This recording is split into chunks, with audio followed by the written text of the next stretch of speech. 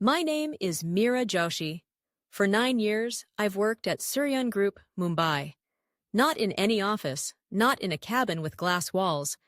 I am part of the cleaning staff, night shift. While the city sleeps, I mop floors, dust corners, and make sure the next morning starts spotless for those who walk in like they own the place. People don't notice me, not in a bad way. Just, they don't. I wear the same maroon uniform every night. Smile when I pass someone. They say thank you sometimes. Mostly, they just walk by. I've become part of the background. But I never stopped learning. Even after dropping out of university, when Papa had that accident, and I had to take care of everything, I kept learning. I borrowed books, watched free lessons online, wrote words on old envelopes. Japanese, Spanish, French. Not for a job, not for show, for myself. To feel still alive. That one Monday morning, everything changed. I was replacing a bouquet in the lobby when I saw an elderly lady looking lost. I asked if she needed help. She smiled, relieved, and I gave her directions, clear and calm. Then a delivery man came by, confused with the floor plan. I helped him too. And again, when a vendor came with mismatched files, I stepped in. Small things. Normal for me. But then I felt eyes on me. I turned and saw Mr. Arjun Malhotra, our CEO, watching. Not cold, not distant, curious. He walked up and asked, "That was very smooth. Do you do this often?" I smiled shyly. "Sometimes, sir." He nodded, thoughtful. "What's your name?" "Meera Joshi," I said. He paused, looked at me again, then said something I never expected. "Would you mind coming to my office for a moment?" I followed him, not because I had to, but because, for the first time, someone at the top wasn't just passing by. He was walking ahead, but for me.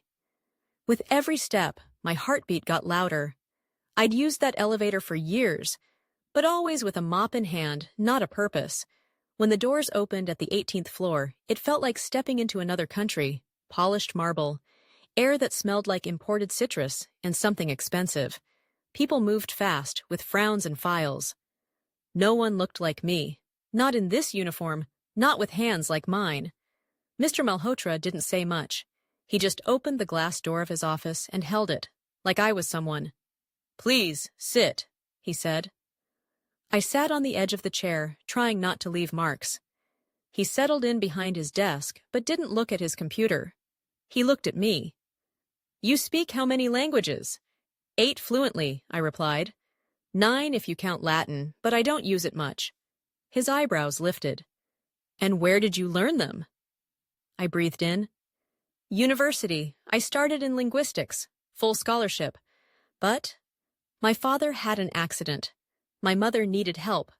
I left and never went back." He didn't interrupt, just listened. So I kept going. I worked wherever I could. Bakery counters, bus depots, janitorial jobs. But I kept learning. I borrowed textbooks, downloaded PDFs on an old phone, watched YouTube tutorials at night. He leaned forward. Why keep going? Because I wasn't just mopping floors. I was fighting not to disappear. A silence hung there, heavy but not uncomfortable. Then he said, slowly, "Meera, we've spent years looking for global talent.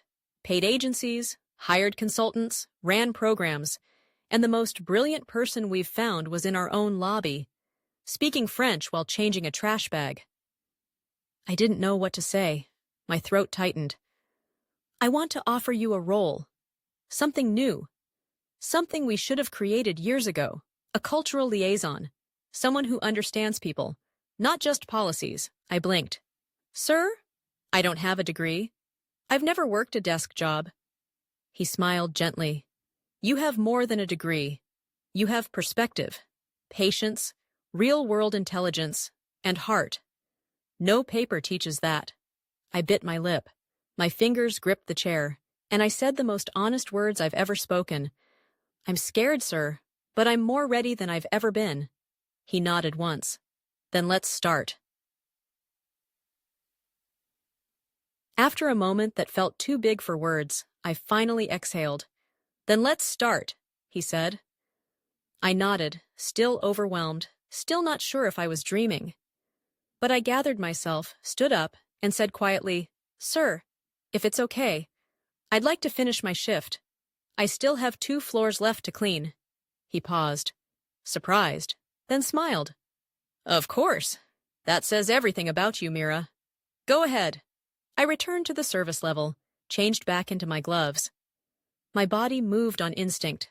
Mop, bucket, corners. But my mind was somewhere else. Somewhere new. By 4:15 p.m., just as I was finishing the last hallway, my supervisor Ron walked over with a puzzled look.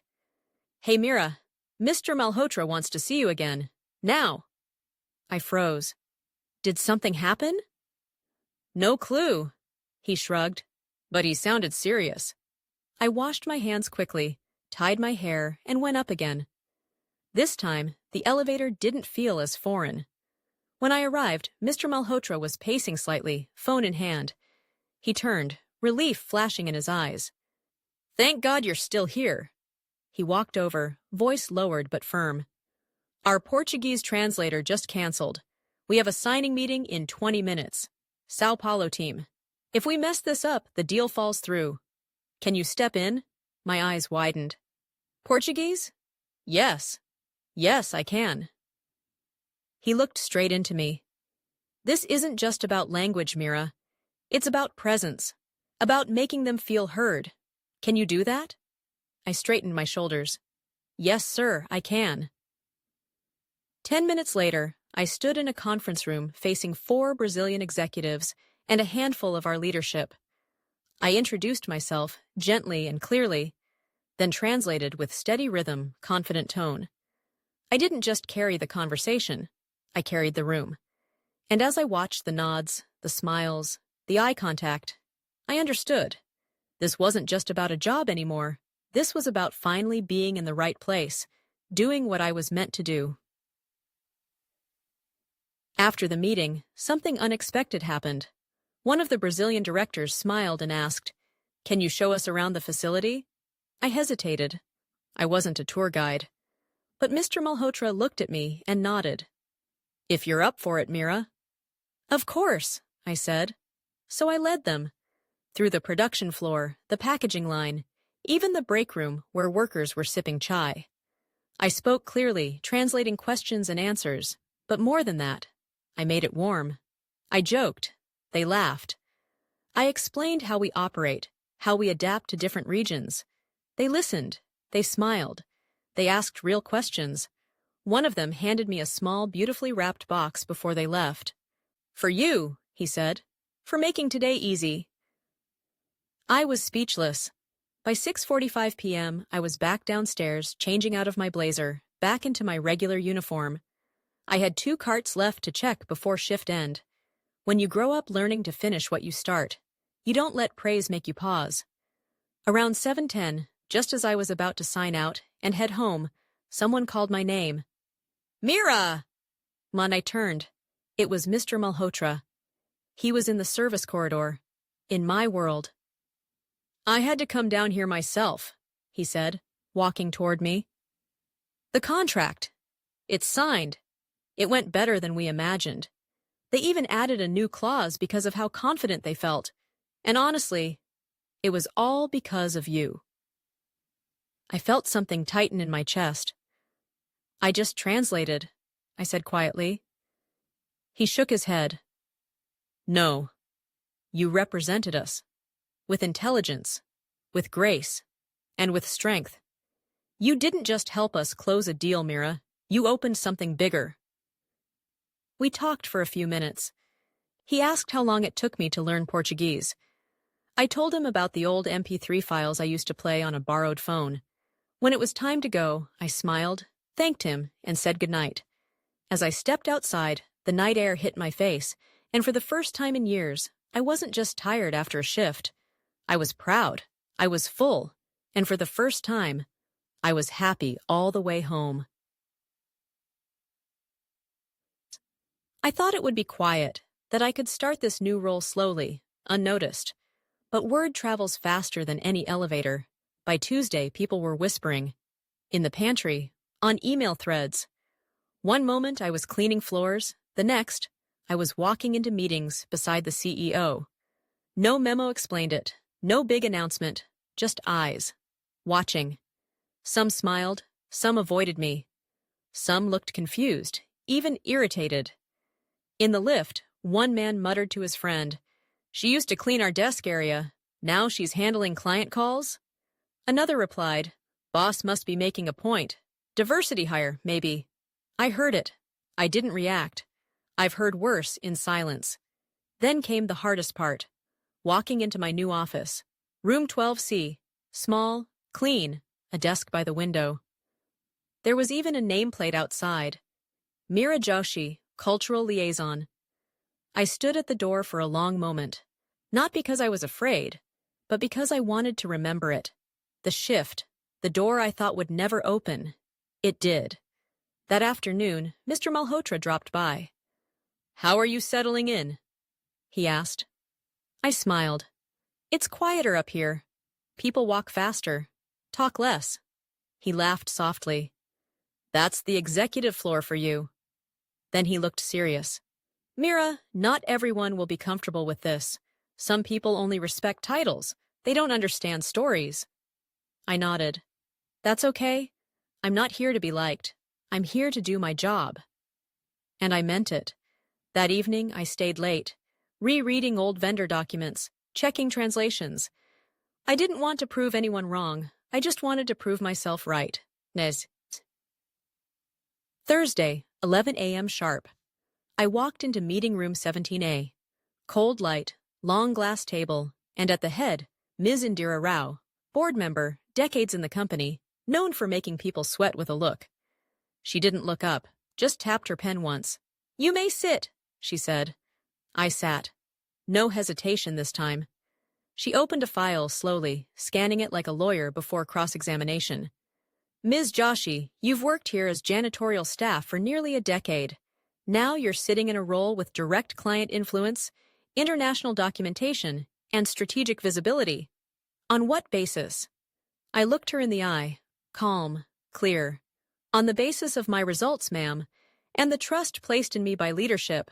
Her lips pressed. "Trust without credentials is dangerous. You've no formal education in diplomacy, no corporate management experience. Do you believe you are qualified?" I didn't blink. "I believe I am prepared. I've lived cross-cultural experience, studied languages for years, and solved problems this company didn't even notice until I fixed them." She leaned forward slightly.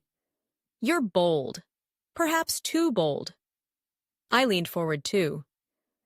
"Ma'am, with respect, silence has never protected people like me.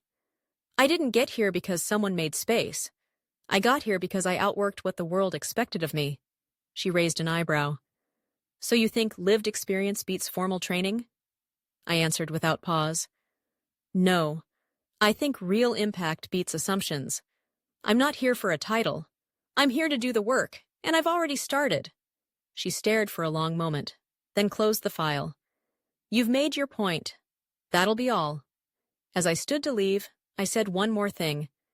People like me don't get many chances. But when we do, we don't waste them. I walked out of that room not just strong, but unshakable. Something shifted after that meeting.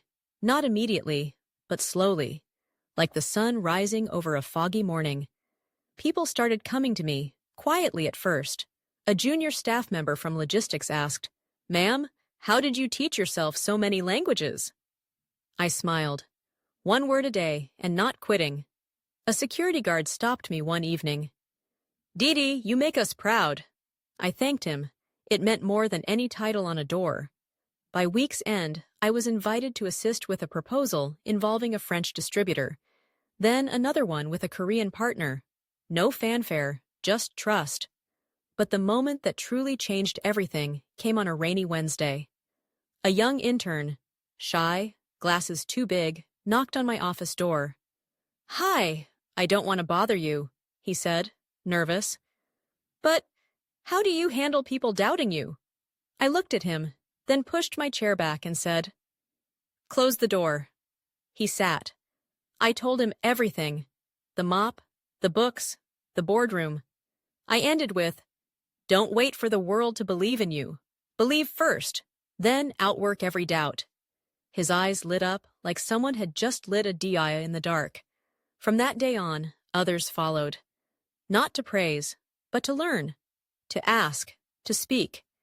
And slowly, I realized, this was never just about me. It was about everyone who was never seen. And now, they were standing taller. 2 weeks later, I got an email from Mr. Malhotra's office. Subject, "Staff talk, your story." They wanted me to speak, not in a meeting, not in a one-on-one, but in the main orientation room, in front of the entire new hire batch and mid-level managers. I stared at the screen. Then I laughed softly. The same room I used to mop at 2 a.m.? Now I'd be holding a mic there? I almost said no. Almost. But then I thought, how many people never speak because they think they're not someone? So I wrote back, "Yes, I'll do it." The day came. Room was full. Some looked curious, some skeptical. I stood at the front, took a breath, and spoke. I told them about the nights I cleaned glass windows that reflected my dreams back at me, about the languages I learned in borrowed silence, about the day the CEO asked my name, not because of a file but because he saw me. And then I said, "You might think opportunity looks like a job post or a title. Sometimes it looks like a mop, or a night shift, or silence that nobody questions. But what you do in that silence, that's who you become." The room was silent, not the awkward kind, the kind that listens. When I finished, a young woman stood up and clapped, then another, and another. Afterwards, Mr. Malhotra approached me and smiled. "You just opened more doors than I ever could." I looked at the interns still standing there, still clapping, and I thought, no, sir, we opened them together. A few weeks later, Mr. Malhotra called me into his office again. "You've started something," he said. "Now let's build it." And that's how Voice Within was born, a new internal program, built not for resumes, but for potential. Language training, mentorship, cultural learning, visibility for staff in non-desk roles. From security guards to pantry workers to janitorial teams, all invited. I didn't just give suggestions, I helped design it. From structure to curriculum to the way we welcomed each participant, with dignity. The first session was held in the same room I once cleaned alone. This time, I stood at the front, not with a mop, but with a purpose. You don't have to be perfect, I told them. You just have to keep going. The smiles, the silent nods. I saw myself in all of them. Months passed. Promotions started coming, not just for me, but for many others who were finally seen. One day, I walked past a junior HR officer showing a new hire around. They stopped at the training hall. "This is the Meera Room," she said, "named after someone who reminded this place that brilliance doesn't wear only suits." I smiled quietly and walked on. My name was on a door now. But my story? It was already in so many hearts.